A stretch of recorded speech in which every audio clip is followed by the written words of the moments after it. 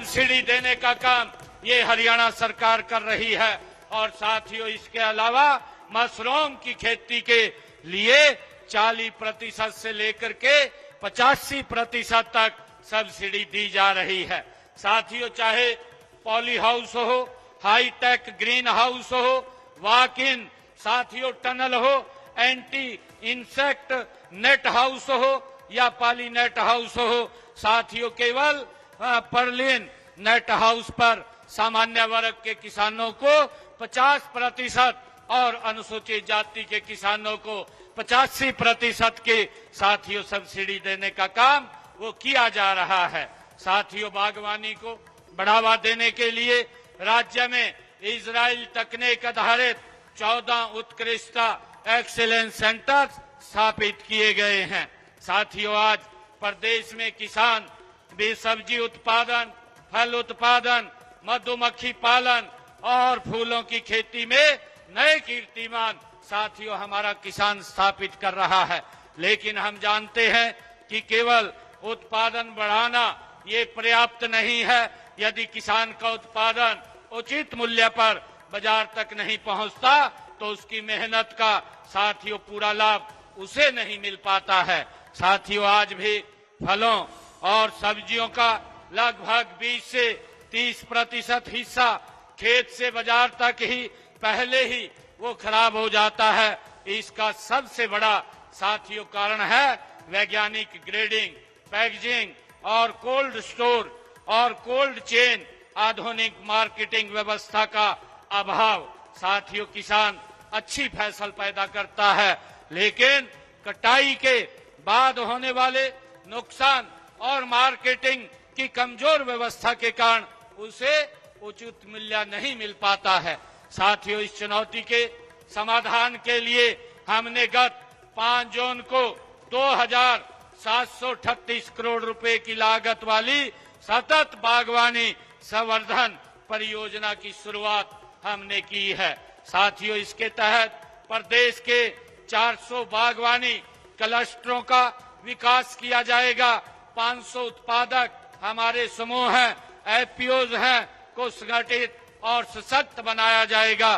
किसानों को तकनीकी प्रशिक्षण, वित्तीय सहायता, आधुनिक कृषि तकनीकों की जानकारी तथा बाजार तक पहुंच उपलब्ध कराने का काम ये किया जाएगा। साथियों, यह परियोजना जल संरक्षण के क्षेत्र में भी महत्वपूर्ण भूमिका ये निभाएगी और इसके तहत 1000 वर्षा जल संचय संरचनाओं का साथियों निर्माण किया जाएगा। और इस योजना के तहत 65,000 एकड़ क्षेत्र में सूक्ष्म सिंचाई, स्प्रिंकल और ड्रिप इरिगेशन के तहत लाया जाएगा। साथियों, मैंने इस वित्त वर्ष के बजट में भी बागवानी को बढ़ावा देने के लिए कई महत्वपूर्ण प्रावधान इस बजट के अंदर भी किए थे। साथियों, मैंने सभी जिलों में स्मार्ट बागवानी तकनीकों जैसे सुरक्षित खेती, एरोपोनिक्स, हाइड्रोपोनिक्स और ग्रीन हाउस, वर्टिकल फार्मिंग और ई पोस्ट के तहत कुल 1000 एकड़ क्षेत्र में लाने का ये लक्ष्य रखा गया है। साथियों, हमने 26-27 में बागवानी फसलों के पंजीकरण के लिए मेरा फसल मेरा ब्यौरा पोर्टल को पूरे साल साथियों खुला रखा जाएगा।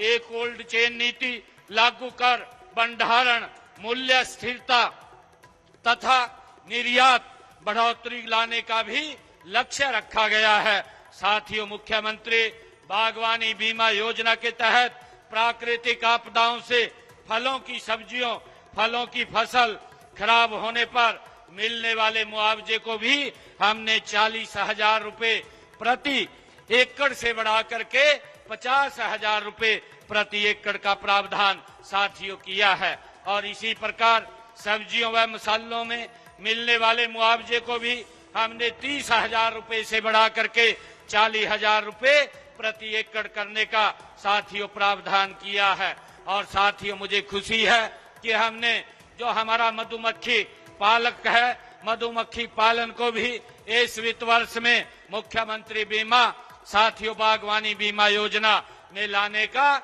हमने निर्णय किया है। साथियों, जैसा कि मैंने थोड़ी देर पहले भी इस बात का जिक्र किया था कि वर्तमान समय में उपभोक्ता साथियों गुणवत्ता और परख और स्वस्थ खाद्य पदार्थ चाहते हैं।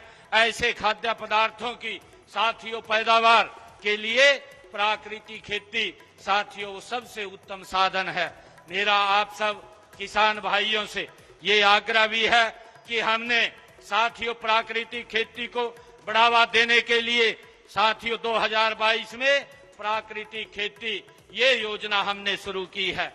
हम लगातार ज्यादा खाद और पेस्टिसाइड का जो इस्तेमाल कर रहे हैं साथियों, इससे एक नई बीमारियों को आज जन्म मिल रहा है।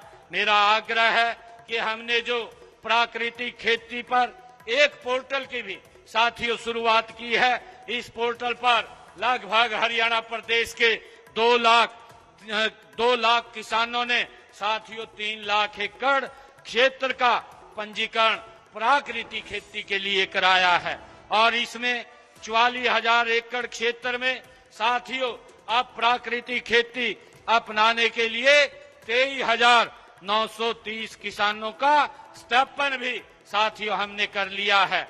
और मैं बताना चाहूंगा कि हमने 25-26 के दौरान